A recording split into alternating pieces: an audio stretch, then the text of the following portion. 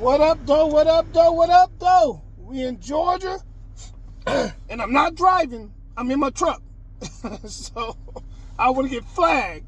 So I'm sitting in my driveway. Hey, listen, it's cold. I got frost on my windshield, and of course I'm in Georgia. But remember, I'm used to the cold because I'm from Detroit. In Detroit, if you guys don't know, that's where they call this thing called they call this thing called football, and we got the baddest team in the league, baby. All right, guys, I'm gonna hit y'all with a little something today, and this is gonna be quick. No, it's not gonna be quick. It's gonna take the time to take. I started my first business because I was frustrated, and I knew I would be good in business.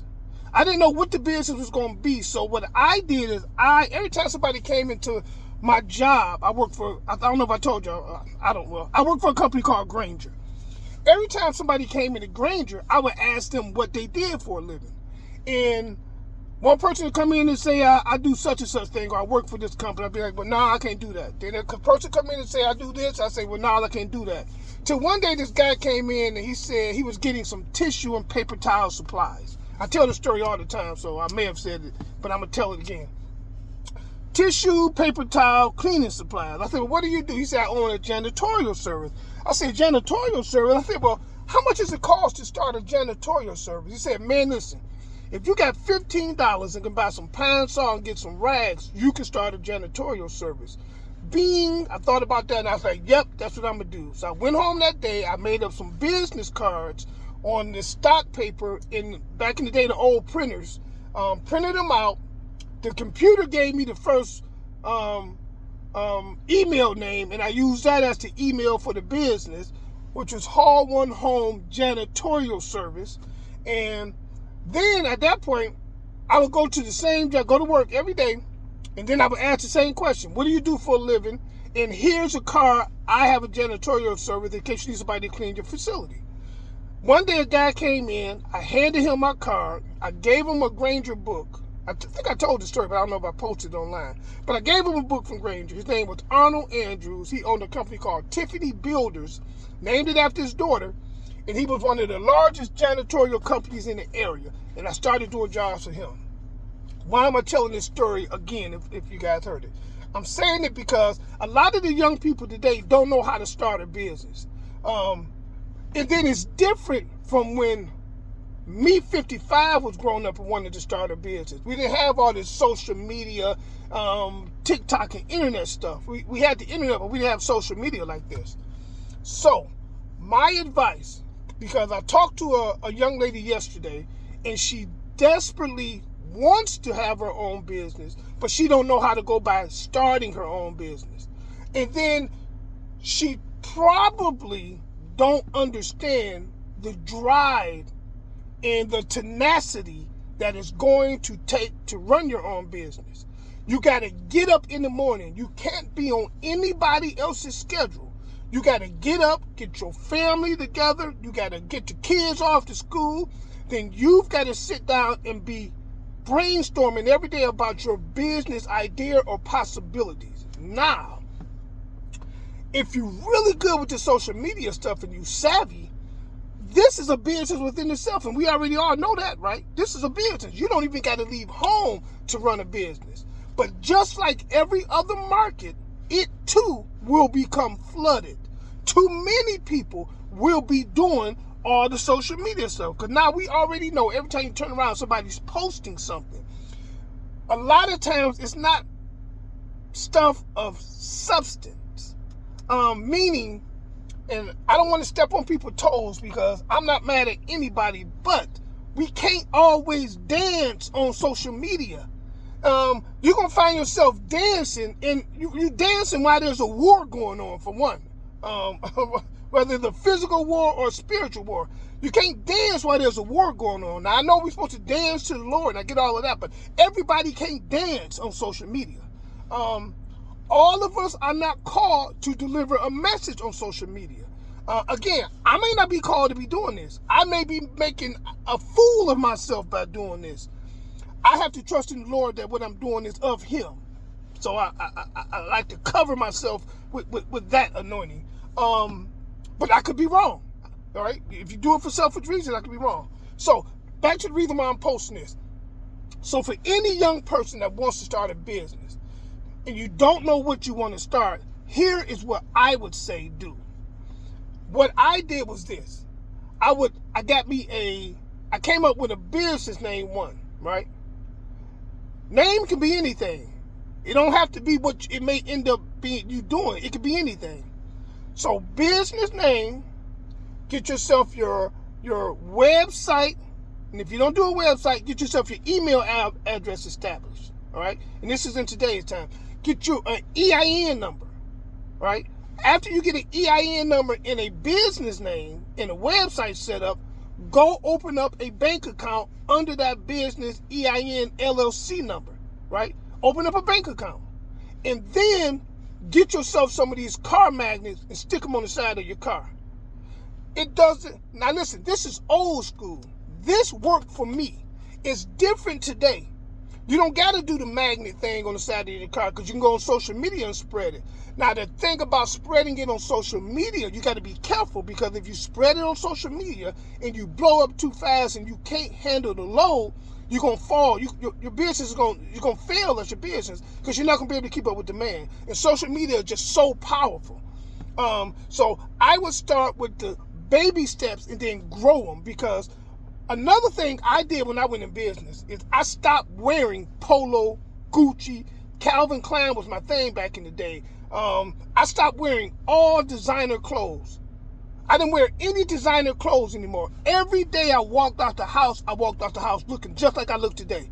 With paint on my shirt, paint on my pants, and my company name on my t-shirts. T-shirts is another great marketing idea.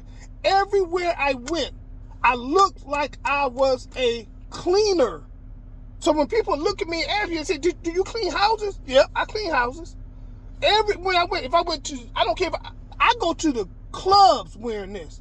I really do. I meet my wife at the restaurant wearing my work gear.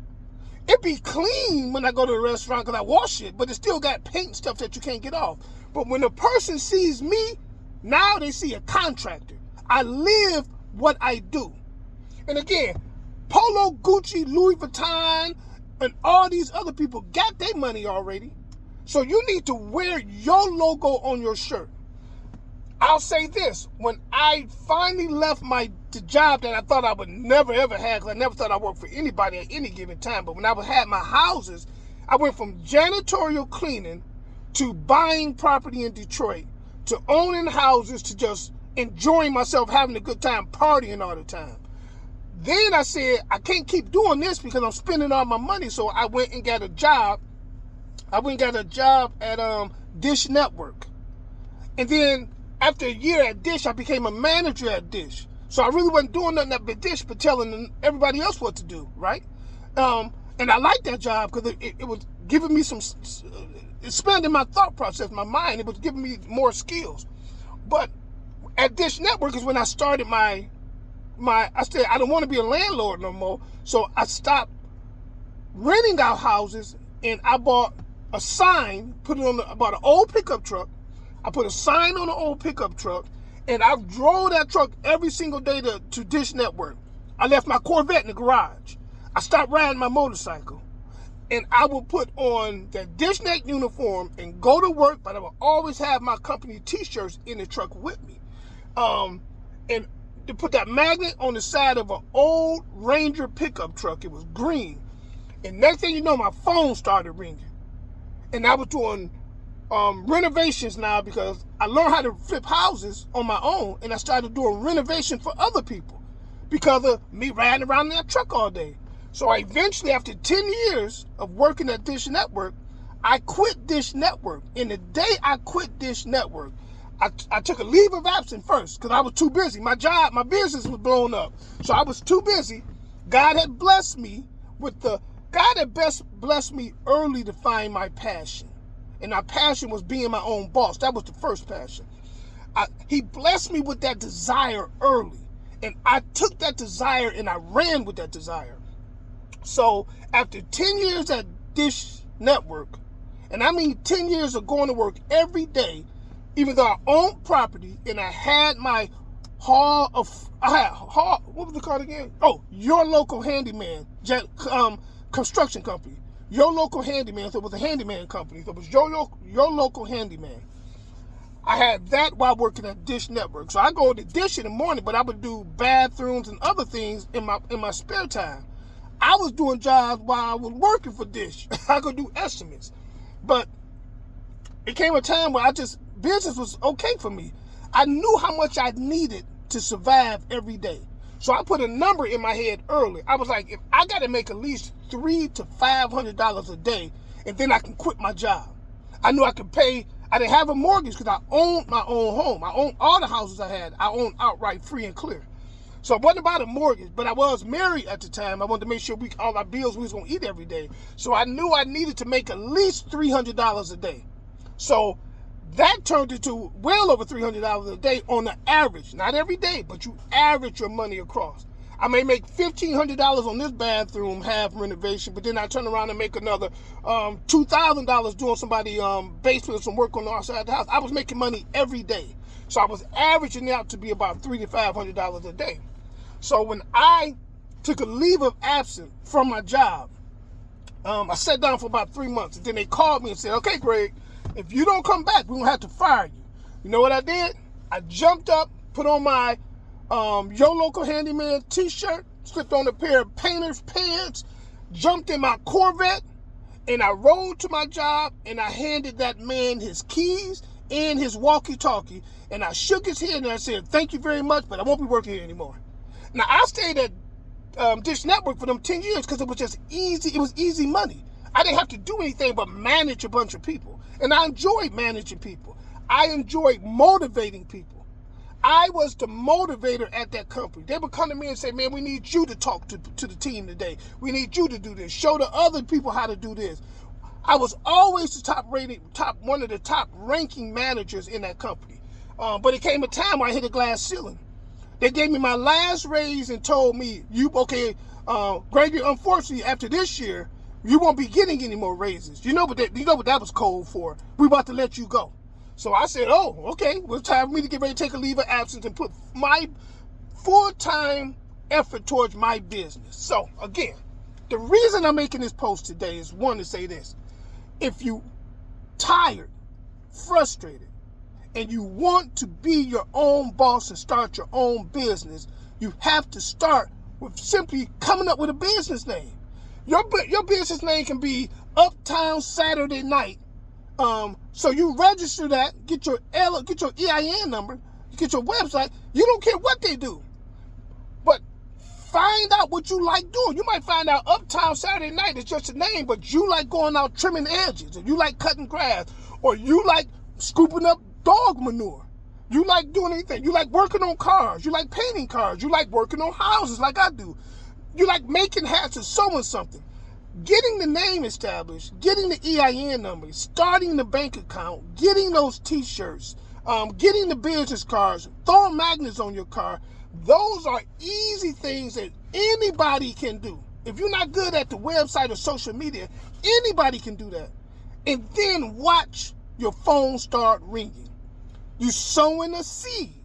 Now, if you do all of that and you sow a seed with God, He's going to manifest your dreams. But if it's not your desire and if it's not your dream, then it's not going to work. And if it don't have God in it, then it's not going to work. No matter what I've always done in my life, I've always prayed about it, not understanding that I was even praying correctly, but clearly the Lord was listening to me because He has blessed me to be where I am today. So I know the young lady is going to look at this, and this is what I'm telling you to do. Start your own business. Do not, if you can sit at home and watch TV and do nothing, or just have free time, you should always be thinking. I've always put myself between people that were, let's say, average individuals and then high producing individuals. That way I fall in the middle of that, right, somehow. But I don't go out to look for people that don't do better than worse, than do good as me, do as well as I do. It's just so people we meet in our life. But what I'm saying is, you always gonna be the average of the people that you hang around. So if somebody hanging around me, I'm always gonna be talking business, and I'm always gonna be talking about the Lord. So if you hang around me and a billionaire, you're gonna fall between me and that billionaire, which means you automatically should be elevating yourself, guys. And that's the same thing with the social media. If your social media is full of, and there's nothing wrong with dancing. I love to dance. I don't like dancing, but I don't dance, but I like watching people dance. Dancing makes people a lot of videos. People do well with dancing.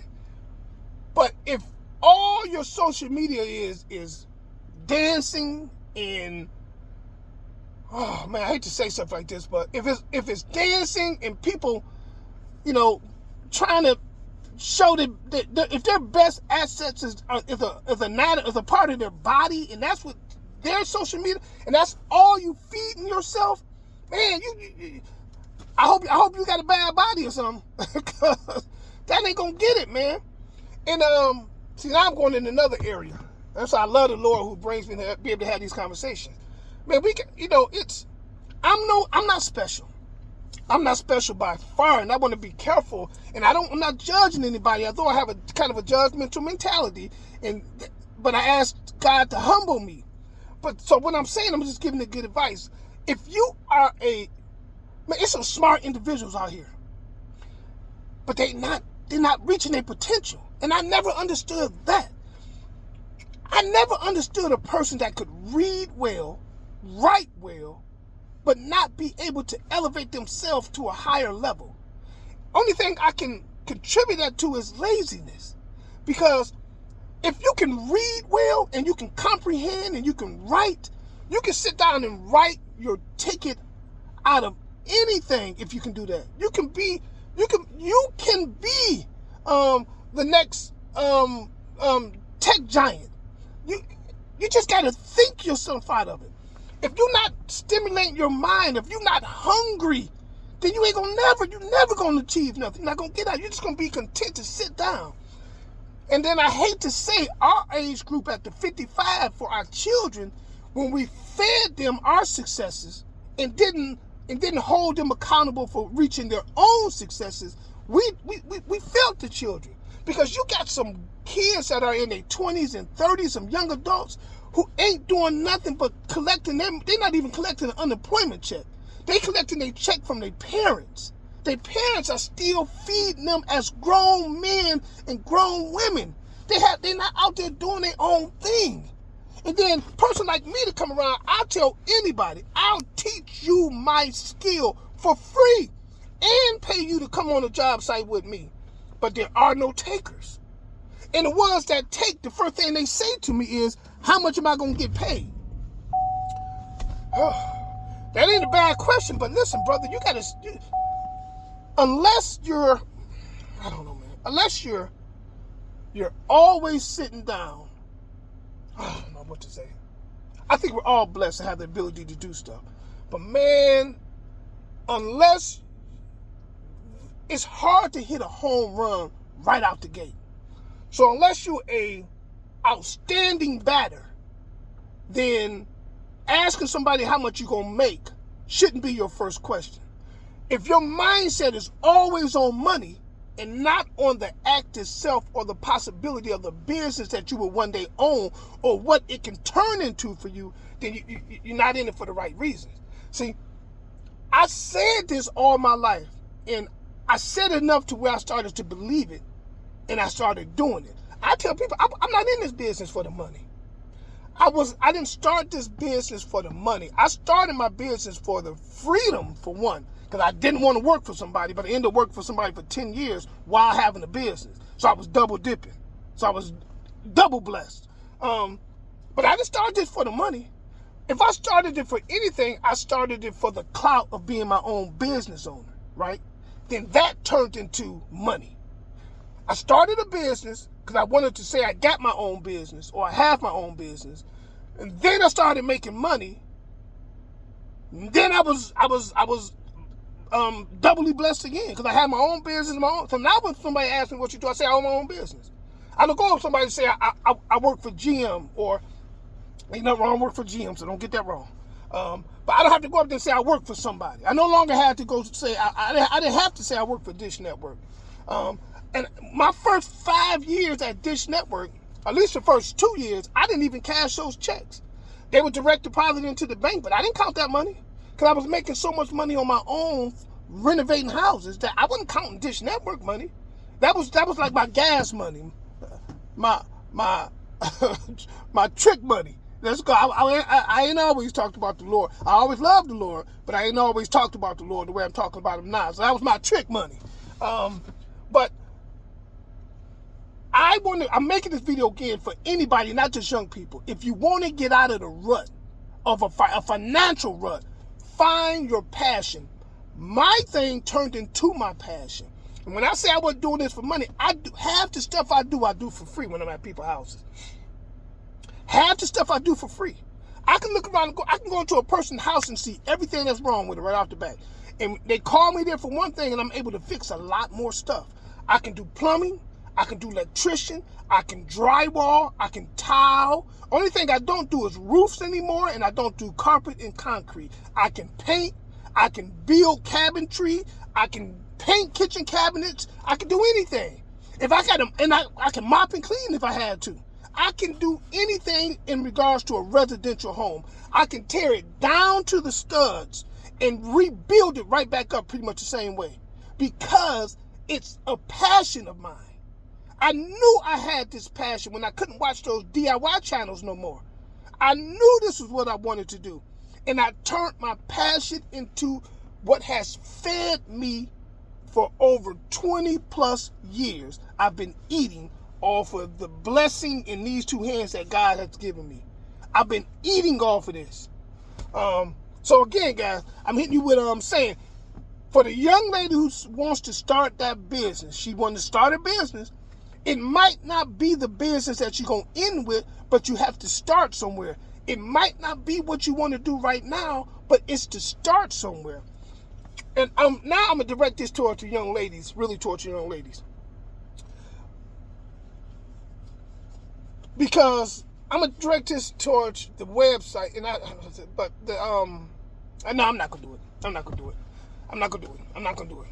I'm just going to keep it right there. So, good morning, guys. Praise God. I'm excited. As you can see, my energy level is up, and I don't even have coffee. I don't drink coffee no more. I stopped drinking coffee about 3 months. A month before I stopped eating meat, I gave up coffee. And when I say I gave up coffee, I had a headache for 7 days when I gave up coffee. So I don't drink coffee anymore. I always had a hyperness about myself. And I don't do anything. I have me a beer and a shot of whiskey every now and then, but and that's in moderation. They got a new study out about alcohol now. Now they letting you know alcohol causes cancer, so it's giving you cancer too. So I do that in moderation. But my energy level is natural. People know me on this social media. They'll know Gregory always been a hyper and talk real fast. My energy is normal. It's like I'm hyper anyway. I love what I do. And I'm excited about what I do. I couldn't wait to start my job yesterday. I was so excited about going in there and ripping that lady's ceiling down and finding all those pipes and getting ready to cut them pipes out.